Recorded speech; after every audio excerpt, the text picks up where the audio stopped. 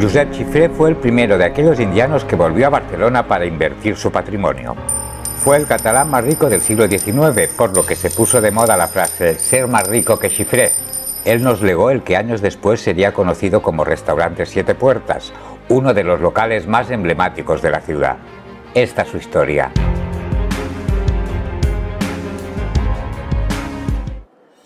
Los padres de Josep Xifré se hicieron ricos en América, pero volvieron a Reins de Mar arruinados. Él decidió marchar hacia La Habana con la intención de volver rico y sacar de la ruina a su familia.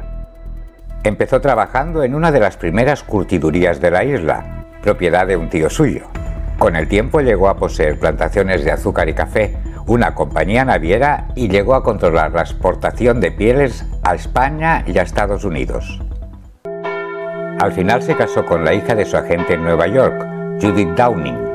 En 1823 la familia se trasladó a vivir allí. Trabó amistad con el gallego Pedro Jimeno, multimillonario e inversor que se hacía llamar Peter Harmon. Él introdujo a Xifré en el mundo de las grandes finanzas. Compró deuda estatal y acciones de los bancos americanos. Tenía negocios inmobiliarios y fundó en Nueva York el Mechanics Bank, una entidad que financiaba proyectos donde aplicar la máquina de vapor. La fortuna de Josep Xifré era inmensa, pero ya tenía más de 60 años. Liquidó sus negocios americanos y decidió establecerse en Barcelona. Su esposa no estaba dispuesta a vivir en una ciudad de provincias, por lo que se estipuló que residiría en París con el hijo de ambos, su heredero, José Xifré Downing.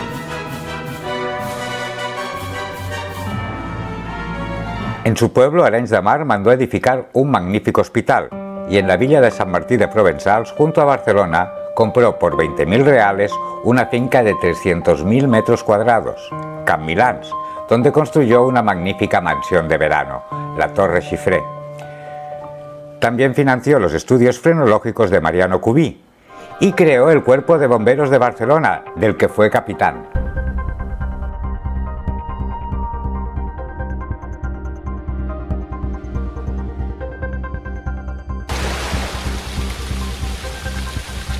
Al demolerse el Portal del Mar, se reformó el Pla de Palau. Xifré adquirió varias parcelas junto al antiguo Palacio Real, en el Paseo de Isabel II.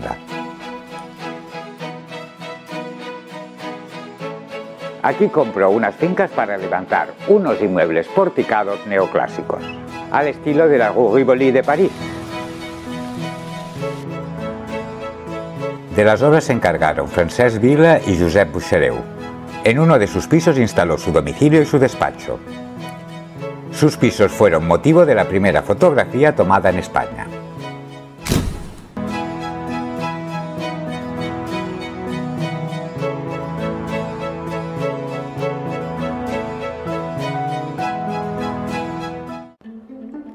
El resto de los pisos los arrendó.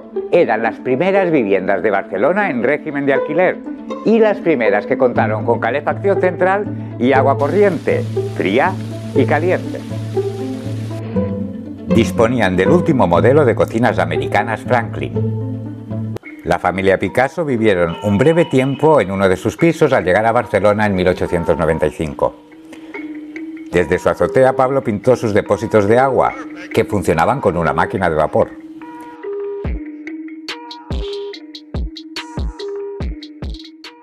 Todos los barceloneses conocían al inmueble como Casas d'en Xifré. Otro de los inquilinos ilustres era Ferdinand de Lesseps, cónsul de Francia en la ciudad. Estaba buscando inversores para su proyecto de unir el Mediterráneo y el Mar Rojo a través del Canal de Suez. Xifré se convirtió en el accionista mayoritario de un proyecto que parecía imposible. Hablamos de ello en el vídeo sobre Eduardo Toda.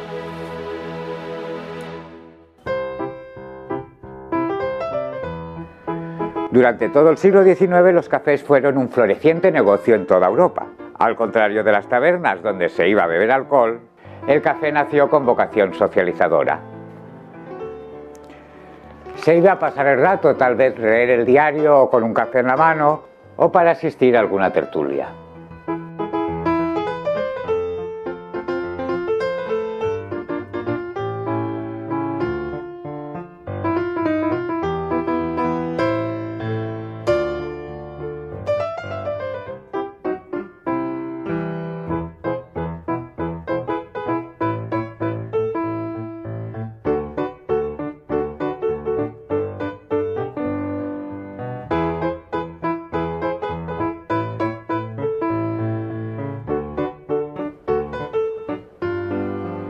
En Barcelona, los cafés más exclusivos se situaron siempre en las zonas más concurridas, como en su tiempo lo fue la calle Fernando, al final de la Rambla, o ahora la plaza del Pla de Palau, recién inaugurada.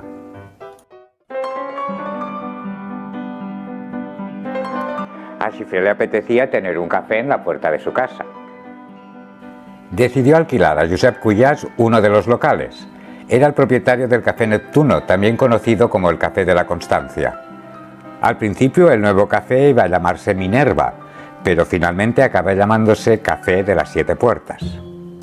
Se dice que el nombre del establecimiento surgió a raíz de un artículo periodístico de Abel Abulema, seudónimo de Joan Tallada. El articulista sabía que el propietario era masón y que el local tenía una lectura simbólica. Los suelos de baldosas ajerezadas, el caduceo de Hermes de la fachada, los 12 signos del zodiaco y un reloj con el dios Cronos al que le faltan dígitos, de modo que sus números forman el 33, como los grados de la masonería, y 7 puertas, el número mágico de los masones. El café se inauguró el día de Navidad de 1838. Se ofrecía toda clase de refrescos y delicatessen de la época, como salamis de Italia, salchichón de Lyon o de Burdeos, jamón, pescado en escabeche, confituras, pasteles, cremas, almíbares, compotas.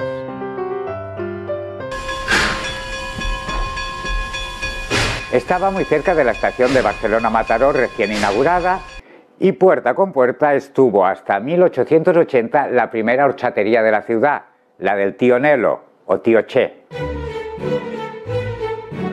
Fue el primer café de la ciudad en disfrutar de agua corriente y el primero en mostrar un rótulo iluminado a gas. Tenía 5 salas repartidas en 3 plantas. La decoración era impresionante. Lámparas de araña, grandes espejos en las paredes, un anchísimo mostrador y sobre una tarima lucía un majestuoso piano.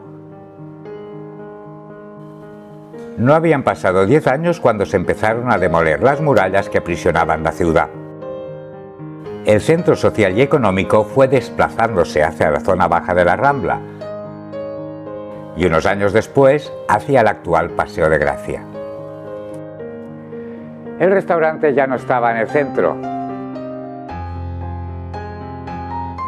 Josep Xifré, por motivos que desconocemos, llevó a Cuyàs a los tribunales y al poco tiempo murió.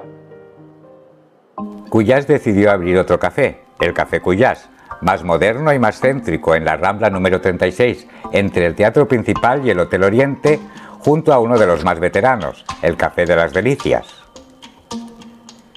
En la terraza del Cuyàs, Picasso tomó al menos una docena de cafés con leche que no llegó a pagar nunca. Lo sabemos porque el dato figura en el libro de cuentas del restaurante. El bar original de las 7 puertas se lo quedó Joan Viscams, un camarero de Cuyàs que le dio el nombre de Café de la Bolsa. Al morir Viscams, compró el café a Bartomeu Grau i Mas para reabrir como café cantante. La entrada costaba 40 céntimos y disponía de juegos de mesa, billares y una ruleta que era la verdadera fuente de ingresos, hasta que se prohibió el juego durante la dictadura de Primo de Rivera.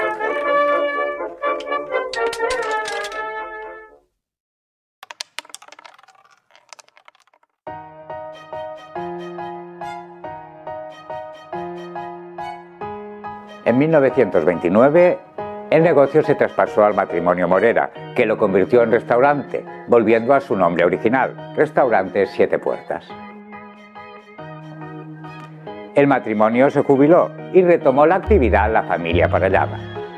No eran novatos en el mundo de la hostelería ni mucho menos, eran propietarios de la popular Fonda Europa de Granollers y del Hotel Ruzafa.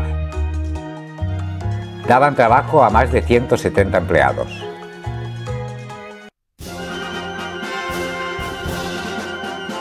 A partir de los años 50 el restaurante se llenaba de marines de la Sexta Flota Americana que no paraban de pedir peix melva.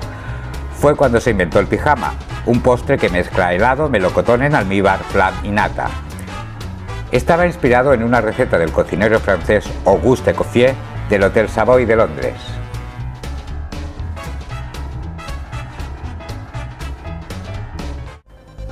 A lo largo de su historia, por el mítico local han pasado muchas personalidades que llegaban de visita a la ciudad. Hans Christian Andersen, Mario Cabré con Ava Gardner, el Che Guevara, Gabriel García Márquez, Robert De Niro o Woody Allen con su esposa Sun Lee. La pareja pidió buñuelos de bacalao, calamares a la romana, escarivada, jamón y anchoas. El actual propietario del restaurante es desde 1972 Francesc Soler Parellada. Durante su breve asociación con el fotógrafo Leopoldo Pomés y el arquitecto Alphonse Milay-Sagnier se reformó el restaurante. En 2019 el local ha abierto la barra dels Set Portes. Su carta no se ha dejado llevar por tendencias turísticas, siguiendo con su línea de platos catalanes de toda la vida.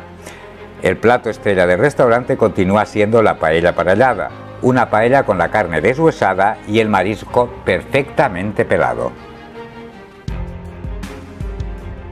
Si queréis conocer más acerca de Josep Xifré, hablamos también de él en nuestros vídeos sobre los indianos. Si os ha gustado este vídeo podéis suscribiros a nuestro canal. Recordad que en nuestra web colgamos los textos de los temas y muchas de las fotos presentadas. Os esperamos en Facebook e Instagram.